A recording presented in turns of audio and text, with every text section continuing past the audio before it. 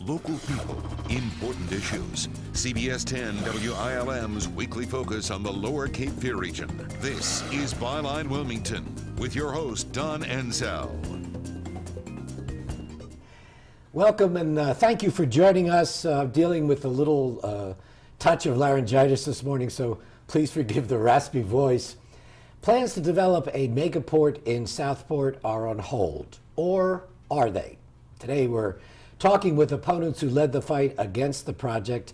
As a little side note, over the past 2 years we've attempted to book representatives of the state ports for an interview. They have not returned our phone calls or answered any of our emails. So with that said, joining us this morning is Bill Davis. He's a leader in the No Port Southport movement, and Harry Burrell is a member of No Port Southport who handles their environmental issues. Bill and Harry, thank you both for being here this morning. So let's start off with this failed attempt to build that facility. Why do you think it failed? Well, my opinion on that subject is that, number one, the port is not needed. And number two, the business case that was presented for the port is flawed. And it didn't stand reasonableness tests in the legislature, and a resolution was passed to not fund a feasibility study for this year to the tune of $10 million. For this year? For this year. So there are those that say it's not a dead issue, and it's just on hold, and it will resurface when the economy picks up. What do you think? I think it's difficult to say. As Bill just mentioned, the issues that were against the port from the very beginning will still be there. That won't change. The environmental issues, and the business issues, and how many jobs would actually be created, and particularly how much money it would cost from North Carolina taxpayers. It's a multi-billion-dollar project. To develop the project. Right. Well, do you think the state ports has abandoned the proposal for good? Absolutely not. No.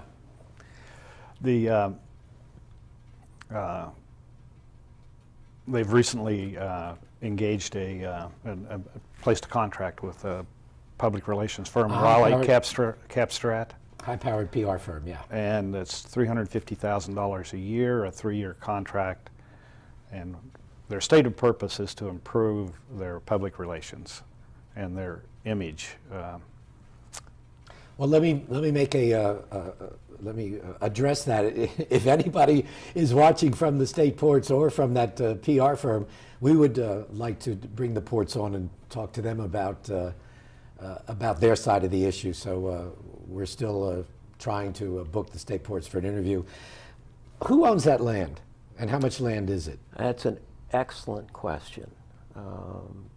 That land is, well, on paper, that land is owned by the State Ports Authority. Okay. When you say on paper, what are you Well, the land itself suggesting? is owned by the State Ports Authority. Okay. But there are issues on the surrounding land that would be impacted by a port that size. And the ownership of that land. Private ownership? Correct. And how many acres are actually owned by the port for that facility? 600 acres. 600 acres. Right on the Cape Fear River, so about 100 acres of that is actual marsh front. And how was that parcel, that 600-acre parcel, acquired? Through buying of smaller parcels from private owners? All in one. It was one big parcel? It was Pfizer Chemical owned it. I see. Pfizer had a plant in Southport that they subsequently sold to Archer Daniels Midland, but they kept the land. And it was marketed as one parcel. They paid $30 million for the land. Where was No Port Southport when the port bought?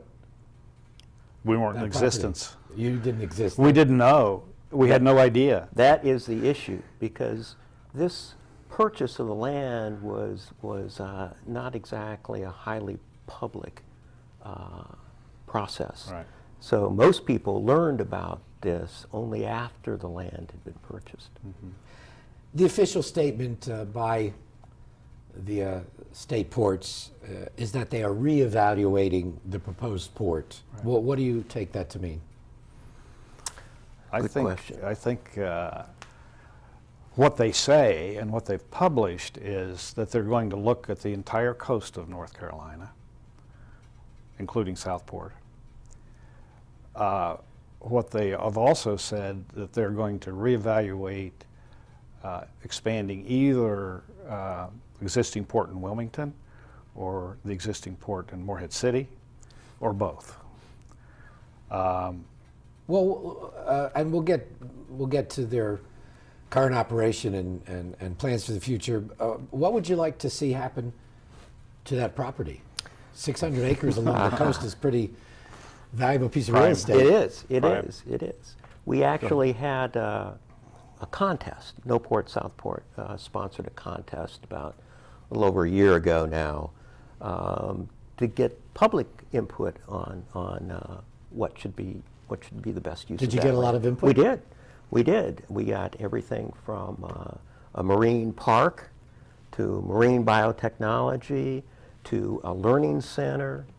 And since that time, Wind farm? What is that Wind property? farm. What is that property worth as a piece of real estate? I mean, that's got to be worth. I don't know what it's on- coastal property. 600 acres has to be worth. A lot I of don't. money. I don't know what it was on the books for. What did the port pay for it? Do you know? They paid $30 million for it, and my understanding was they paid over the appraised value. That was my understanding.